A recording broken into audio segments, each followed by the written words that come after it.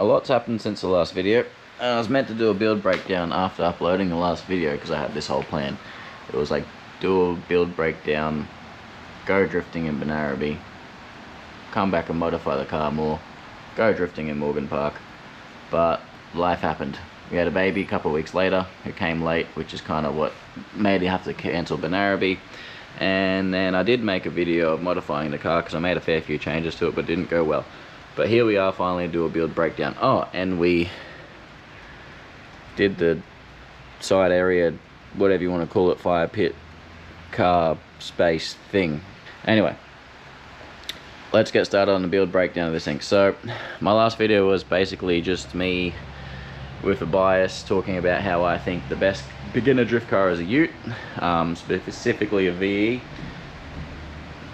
XR6, whatever, they're all good. But it's specifically a Ute just because of the tray, because you can keep them registered, load the tray up, drive with all your drift gear to the track, have a day, drive home, etc. So if you didn't watch that, you don't need to watch it. I don't know what I'm doing. But this here is my drift Ute. So a little bit of a build breakdown, and this is very much a beginner car. I've been driving for, let's call it, a year now. I've owned this thing for about a year, and the modifications have been super duper simple. So let's start with the engine. Stock as a rock L98, unopened, haven't touched anything, no cams, no tune, no nothing. Has an OTR on it, it's not tuned for it. Stock headers, has a twin 3-inch exhaust with mufflers deleted, no big deal, I'll show you that later. I have moved the power steering reservoir over to here to try and keep it from overheating.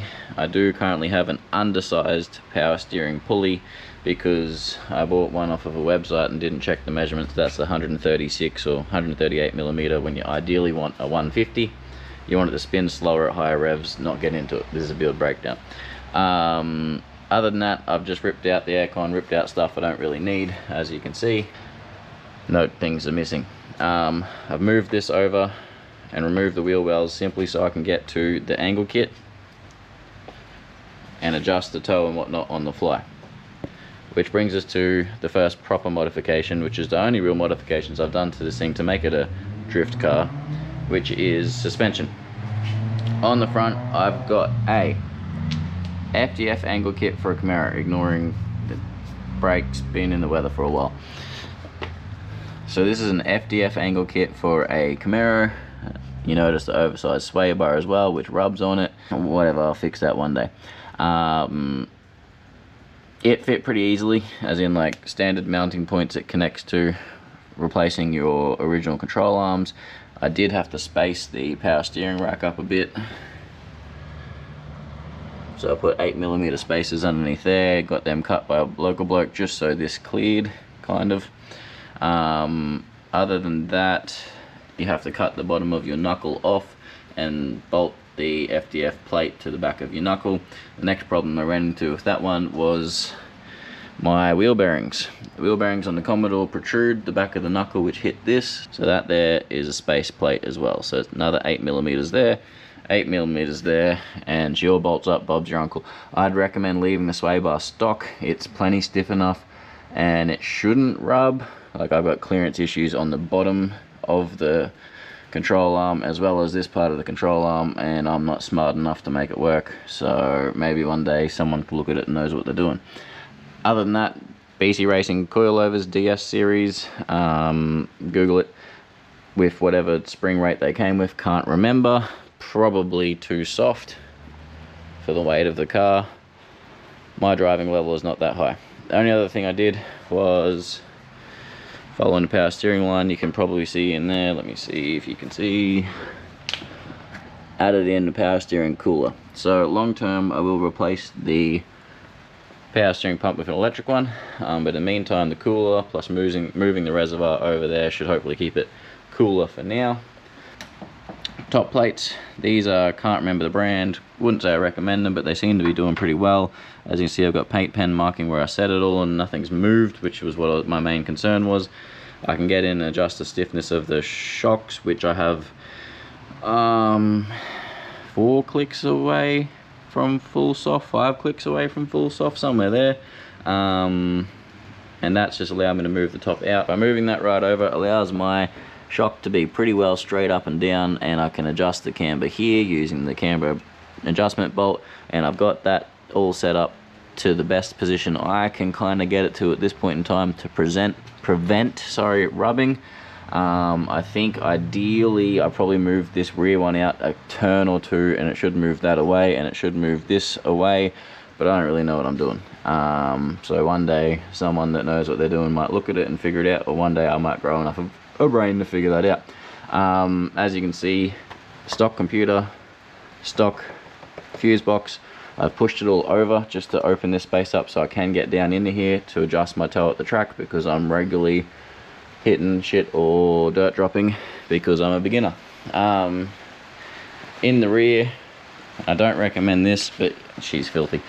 In the rear I have a spacer, mostly just because I thought it looked better before I realized that widening the track width is not the ideal thing to do in the rear.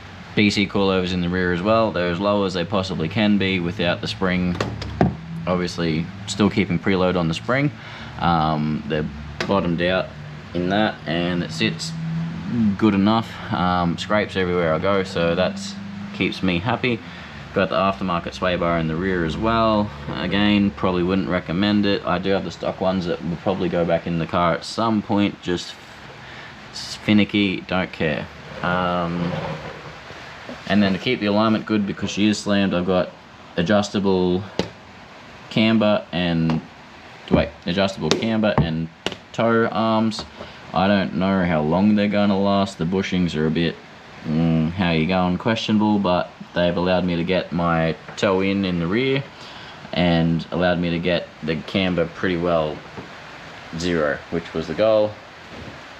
If you have the budget for it, strongly recommend getting a shed with high enough roof to have a car hoist, because this working on the floor thing's getting pretty old. I've turned a ripe 30 years old this June, just before I had our now 5-month-old baby girl, and it's getting pretty ordinary being this down low.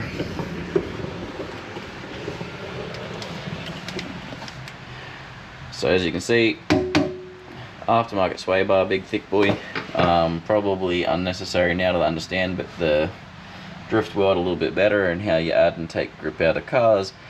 Having said that, my intention behind it was I wanted it to be soft front to rear and stiff left to right. I don't want to have lots of body roll, so I felt like I was in control, because I'm a beginner and I want to feel like I'm in control for now. So it does the job well. I really enjoy it. Whenever I have ride-alongs, people compliment how smooth the car is, and I think it's because of these, because I literally have the rear shockies set to as soft as they will go. They're one-way adjustables, and then as I said, the front set like 6 clicks shy of soft. Rear muffler delete, because don't need it, race car. Having said that, we're still working our way down. Sorry if this is not a good angle. Have got our center muffler, so it's just an X-Force exhaust. She's a bit bashed up because low car life.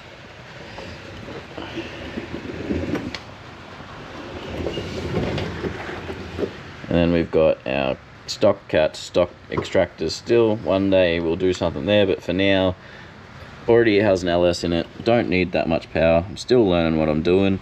Does the job completely fine with the stock diff in the rear. LSD works great. Lazy boy filter there, and if you can see the braided line for the 800 or 700 horsepower, whatever it is, MPC clutch. So that should do completely fine with the stock, everything as is.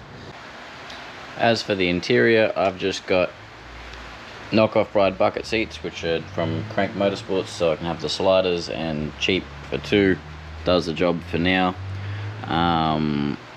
Stock handbrake, no hydro. From the best of my understanding, hydro's become a crutch for beginners, and I just want to progress my driving. Not here to put it on anyone's doors and be a superhero just yet. And the throttle controller. Mostly just get a bit of thronts out of the throttle, because it's a bit laggy for the way I like to drive. I don't like waiting for it. I want to put my foot in and it be ready to rip. So I set it like to setting 6, I think, and it seems to do the job just fine. And then Also, changing the settings with that for loading the trailer and stuff has been super handy too. Other than that, you know, you get your handbrake as nice as tight as you can, because you do use it from time to time. And very necessary tire pressure gauge, just so we can check our tire pressure between laps, and our trusty little fire extinguisher shoved down the back there, because you need one, ignoring the dice, because it was a gift. I have just gone through this thing, done fluids, put this new power steering pump on, which I didn't check the pulley size until it was too late. It's already on there, so we'll see how long it lives. Probably not long. We'll upgrade that to electric power steering. I think I mentioned that before. I've done a bunch of fluids, tidied up a bunch of loose ends, done a nut and bolt check because I've done a bunch of dirt drops. Messed with the camber a little bit using the bubble level built into my phone, so I do not think that's going to be reliable, but just to get a consistency from left to right until I get my next wheel alignment. I probably won't be doing another proper wheel alignment at Bridgestone until I fiddle with this a bit more to get clearances better. In the meantime, now that I've done a bunch of fluids and sorted everything out, we'll get the toe plates out, give it one last toe alignment, so 6mm out in the front, 6mm in the rear. Take it for a test drive to make sure everything's working, because towards the end of Morgan Park, one of the things that wasn't doing too good was the clutch. I think it was because the brake fluid was done for. Fresh fluid in there, looks great. Penrite racing fluid, if you can see it up there. New transmission fluid too, just to check that the tranny wasn't full of metal. It wasn't. And we've got the, can't see it, but racing Penrite oil, because it has the word racing in it, so it must be good, right?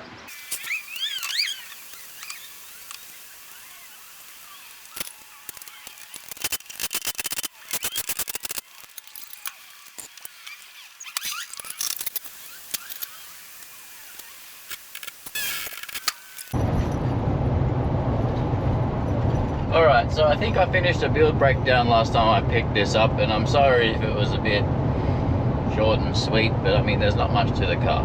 It's got an angle kit, it's got adjustable arms in the rear, it's got bucket seats, and some good coilovers. Like, it's a simple package, and I think it's the way everyone needs to start their build, and I think it's why,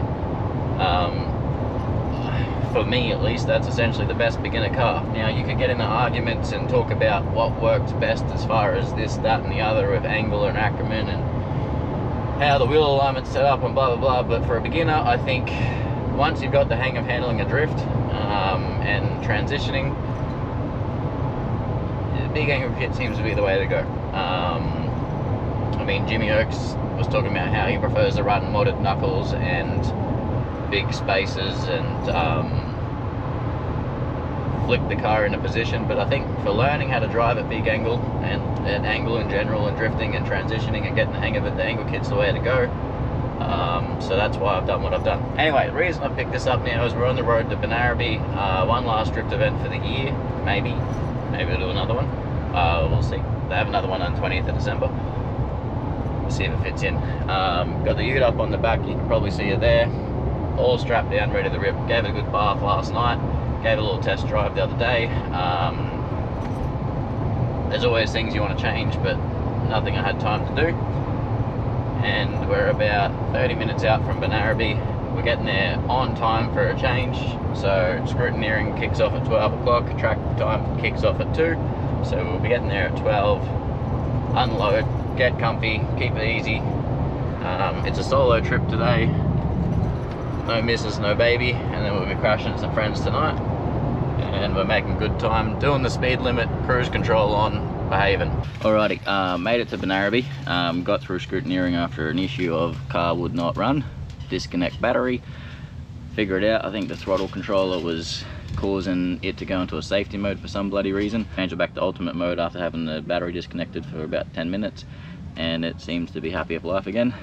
So now it's check the pressures, 20 in the rear, 40 in the front to start, and get out there after drivers meeting soon.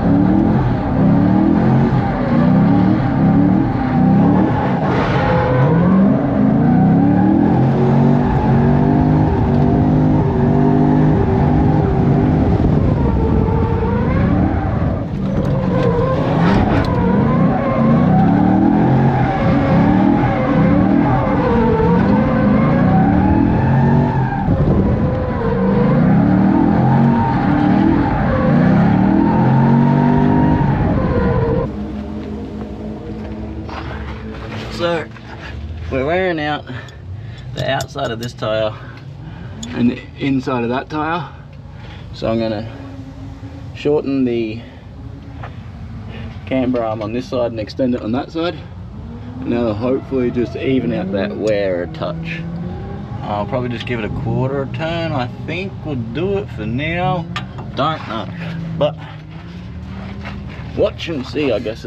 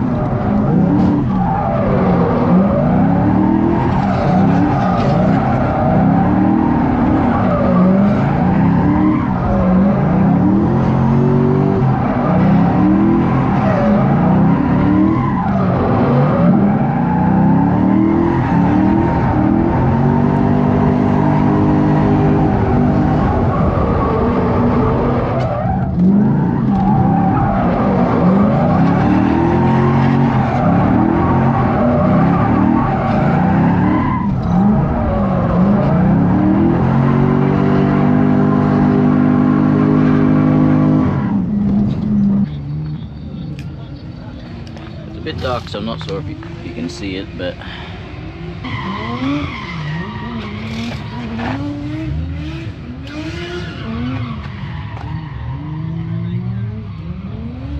you'll see it better in the light, so I'm trying to film it again later. But I ran out of grip, ran out of talent.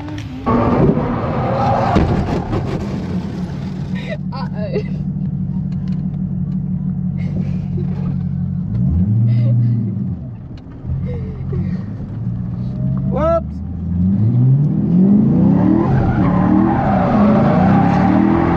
Bit of both.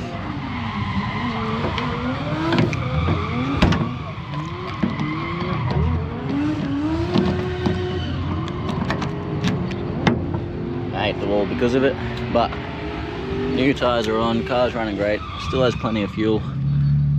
Let's go get some more laps.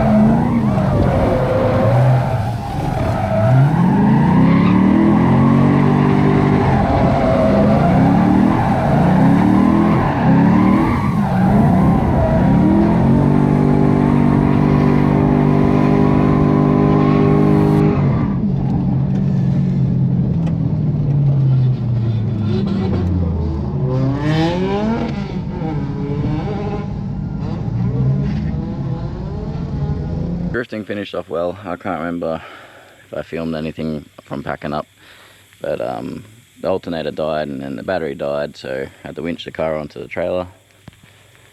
She's in good nick, except for that dent. Finished off the last set of tyres really well, so I'm happy about that. The only thing I'm not happy about is I got here on dark and couldn't quite see the driveway, or how the driveway was set out. and we managed to fuck out a trailer tyre. So change that in a minute on the road back home. There's a few minor tweaks and changes and shit I want to do to the car, but keep it simple, stupid. It's a beginner car. Just want to keep driving it.